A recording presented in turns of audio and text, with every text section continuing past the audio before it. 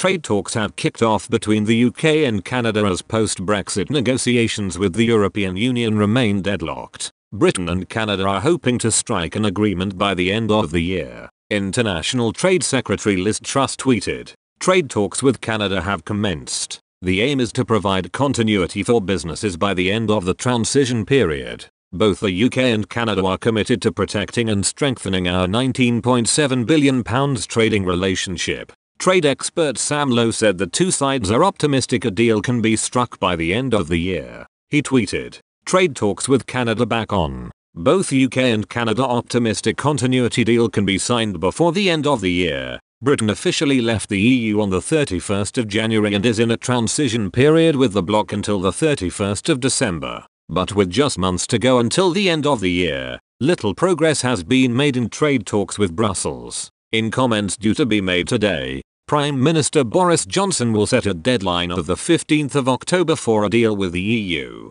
He will say, "We are now entering the final phase of our negotiations with the EU. The EU have been very clear about the timetable. I am too. There needs to be an agreement with our European friends by the time of the European Council on the 15th of October if it's going to be in force by the end of the year. If we can't agree by then I do not see that there will be a free trade agreement between us. And we should both accept that and move on." Mr. Johnson will also insist leaving the EU without a trade deal would still be a good outcome for the UK. But the Prime Minister will add there is still an agreement to be had based on deals Brussels has previously reached with Canada and so many others. He will say, "Even at this late stage, if the EU are ready to rethink their current positions and agree this, I will be delighted. But we cannot and will not compromise on the fundamentals of what it means to be an independent country to get it." Fishing arrangements and state aid rules have proved to be the biggest stumbling blocks in post-Brexit negotiations.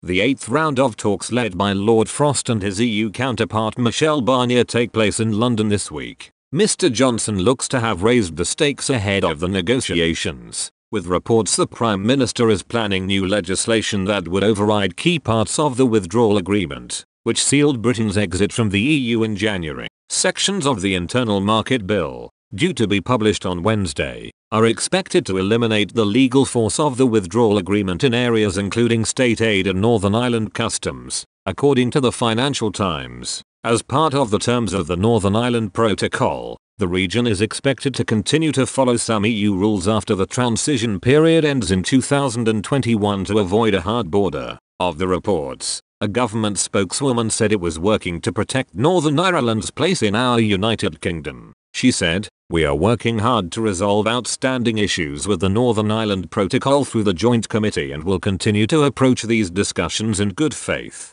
As a responsible government, we are considering fallback options in the event this is not achieved to ensure the communities of Northern Ireland are protected."